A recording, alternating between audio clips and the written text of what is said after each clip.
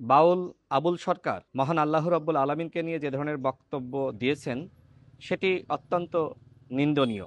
আমি মনে করি তার শাস্তি হওয়া উচিত, যাতে করে ভবিষ্যতে কেউ আল্লাহকে নিয়ে, রাসূলকে নিয়ে এই ধরনের কটূক্তি না করতে পারে।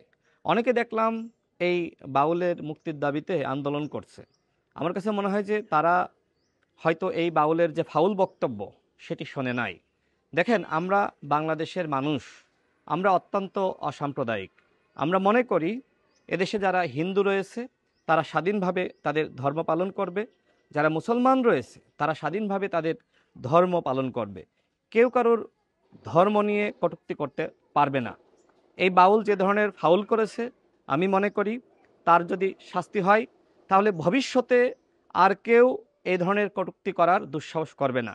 দেখেন, আমি মুসলমান, আমি মনে করি এই বক্তব্যের মাধ্যমে বাউল আবুল সরকার যে ধরনের ফাউল করেছে তার কঠোর শাস্তি হওয়া উচিত, যাতে করে ভবিষ্যতে আর কেউ এ ধরনের বক্তব্য প্রদান করার দুঃসাহস না করে। আমি মুসলমান, আমার কাছে সবার আগে ধর্ম আগে।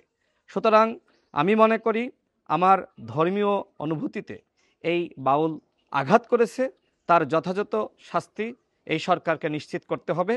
এবং একই সাথে যারা আন্দোলন করছে, আমি তাদের কাছে অনুরোধ রাখতে চাই, আপনারা আগে তার বক্তব্য শোনেন, এরপরে আপনারা আন্দোলন করেন। বাংলাদেশে যারা শিল্পী রয়েছে তারা তাদের শিল্পকর্ম নিয়ে এবং তাদের শিল্প চর্চা তারা করতে পারে, এটাতে আমাদের কোনো আপত্তি নাই। আমরা মনে করি বাংলাদেশের মানুষের সেই ধরনের স্বাধীনতা রয়েছে, যারা শিল্পী তারা তাদের কার্যক্রম পরিচালনা করবে।